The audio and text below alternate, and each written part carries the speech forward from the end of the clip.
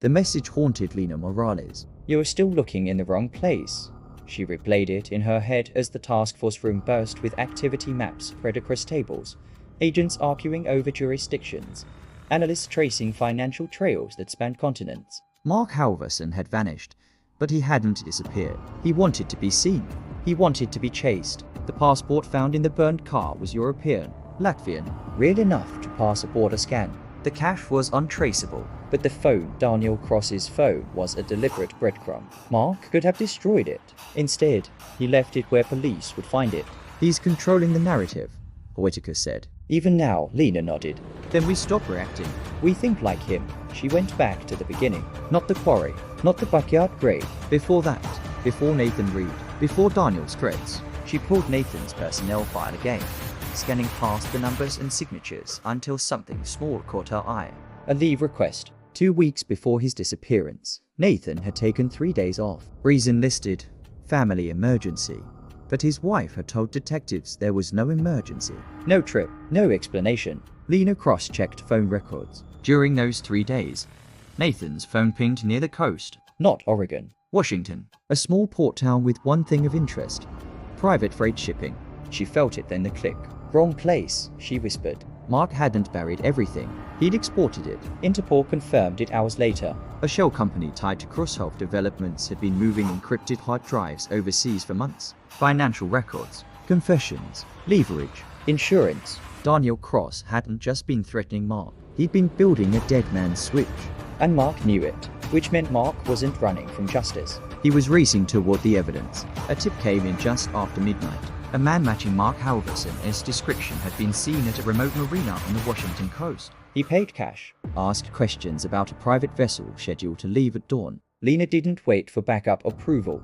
By the time the sky began to lighten, she and Whitaker were flying north, their helicopter cutting through fog like a blade. They found the marina quiet. Too quiet. One boat was missing from its slip, a mid-sized trawler registered under another shell company. On the dock, footprints led to the edge, then vanished. "He's already gone," Whitaker said. Lena crouched near a stack of crates. Something glinted in the early light. A USB drive taped to the underside of a cleat. She pulled it free, hands steady, heart racing. Back at the temporary command post, they plugged it in. The screen filled with folders. Dates. Names. Video files. The first video auto-played. Mark Halverson sat in a dim room, looking directly into the camera. Calm. Composed. "If you're watching this," he said, "then Daniel is dead. And I'm already a criminal in your eyes." He leaned closer. "So let me tell you the truth." Mark confessed to the fraud. To Nathan Reed discovering it. To Daniel panicking. But then the story shifted. "Nathan wasn't supposed to die," Mark said. "Daniel lost control. He hit him too hard. I helped clean it up." "That was my mistake."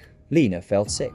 "And Daniel," Mark continued, "Daniel was never going to let me live. "He wanted to frame me. He recorded everything. I knew that if he went to the police, I'd be finished. So I met him at the quarry." Mark's eyes darkened. He begged. "Then he threatened my family." "So yes, I killed him." The room was silent except for the hum of the generator.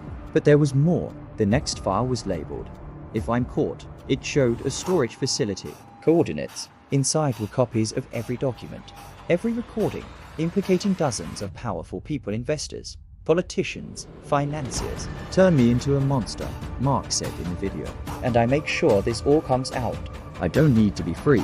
I just need to be untouchable." Lena slammed the laptop shut. "He's not escaping," she said. "He's bargaining." But Mark had one final move. 3 days later, a body washed up on a rocky shoreline in British Columbia. The man had no identification. Facial recognition came back inconclusive. Dental records were altered. But the media jumped on it immediately. "Fugitive murder suspect found dead," the headlines read. Case closed. Except Lena didn't believe it. The body was too convenient. The injuries wrong. And the ocean had a way of giving people what they wanted to see. 6 months passed. The case officially ended. Daniel Cross and Nathan Reed were victims. Mark Halverson was the killer, presumed dead. The files were sealed. Careers moved on. But Lena couldn't let it go. One night, she sat alone in her apartment, scrolling through international financial news. A small article caught her eye buried deep. A new consulting firm had emerged in Eastern Europe, specialized in risk management, anonymous ownership, rapid success, and a familiar phrase in its mission statement: control the narrative. Lena stared at the screen. her reflection faintly visible in the glass. She opened a secure email account she hadn't used in months. There was one unread message. No subject line, No sender. just a single sentence.